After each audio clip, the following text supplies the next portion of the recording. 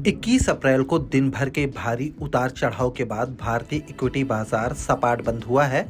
कारोबार के अंत में सेंसेक्स 22.71 अंक यानी 0.04% की बढ़त के साथ 59,655.06 के स्तर पर बंद हुआ है। वहीं निफ्टी 0.40 अंक गिरकर 17,624 के स्तर पर बंद हुआ है। कमजोर ग्लोबल संकेतों के बावजूद बाजार आज मामूली बढ़त के साथ खुला, लेकिन कारोबारी दिन के आगे बढ़ने के साथ ही इसने अपनी बढ़त गंवा दी और एक छोटे दायरे में कंसोलिडेट करते दिखा।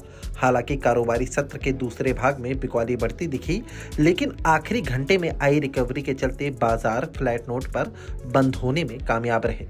TCS, ITC, Britannia Industries, Wipro और एशियन पेंट्स आज निफ्टी के टॉप गेनर रहे, जबकि HDFC Life, Tech Mahindra, Adani Enterprises, SBI Life Insurance और मारुति सुजुकी निफ्टी के टॉप लूजर हैं।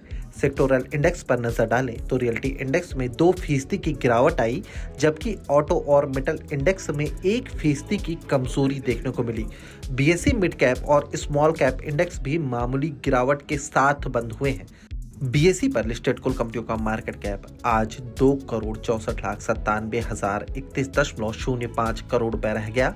एक कारोबारी दिन पहले यह 2,65,35,613.48 लाख करोड़ रुपए पर था। इसका मतलब हुआ कि आज मार्केट की उठापटक में कुल कंपनियों का मार्केट कैप 38,582.43 करोड़ रुपए घटा है।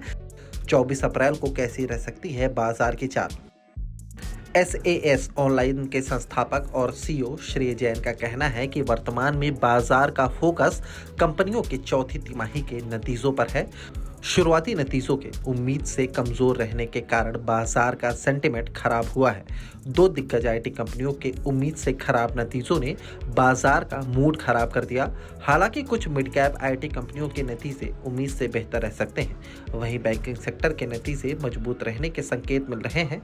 उन्होंने आगे कहा कि अमेरिका में ब्याज दरों में बढ़त और नतीजों के मौसम के मिले जुले रहने की उम्मीद के बीच ग्लोबल स्तर पर निवेशकों का रुख सावधानी बरतते हुए चलने का है। ऐसे में इस हफ्ते के दौरान विदेशी संस्थागत निवेशकों की तरफ से बिकवाली देखने को मिली है। एलकेपी सिक्योरिटीज के रूपक डे का कहना है कि निफ्टी में टाइम करेक्शन जारी है। आज बेंचमार्क इंडेक्स फ्लैट बंद होने से पहले ज्यादातर समय रेंज बाउंड ही रहा। 17,863 के हाल के हाई से करेक्शन के बाद पिछले 3 दिनों से 200 डीएमए के करीब कंसोलिडेट हो रहा है। अभी तक तेजड़िए निफ्टी को 200 डीएमए के लॉन्ग टर्म एवरेज के ऊपर रखने में कामयाब रहे हैं। इसको लंबे नजरिए से किए जाने वाले निवेश के लिए लाइन ऑफ पोलैरिटी के रूप में देखा जा रहा है। अगर निफ्टी 200 डीएमए या 17,605 के नीचे फिसलता है तो इससे बाजार में पैनिक बटन दब सकता है। 17,600 के नीचे जाने पर निफ्टी 17,400 तक फिसल सकता है। ऊपर की तरफ निफ्टी के लिए 17,700 पर रेजिस्टेंस दिख रहा है।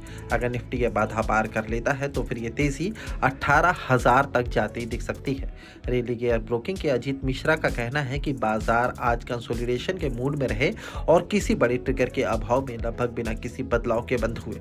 अब सोमवार के शुरुआती कारोबार में बाजार सबसे पहले रिलायंस और आईसीआईसीआई बैंक के नतीजों पर प्रतिक्रिया देगा। बाजार का ट्रेंड पॉजिटिव बना रहे, इसके लिए जरूरी है कि निफ्टी 17,400 से 17,500 के जोन में बना रहे। अगर निफ्टी 17,400 से 17,500 के जोन में फिसल जाता है तो रिकवरी पटरी से उतर जाएगी। moneycontrol.com पर दिए गए विचार एक्सपर्ट्स के अपने निजी विचार होते हैं। वेबसाइट या मैनेजमेंट इसके लिए उत्तरदायी नहीं है। यूजर्स को मनी कंट्रोल की सलाह है कि कोई भी निवेश निर्णय लेने से पहले सर्टिफाइड एक्सपर्ट्स की सलाह लें।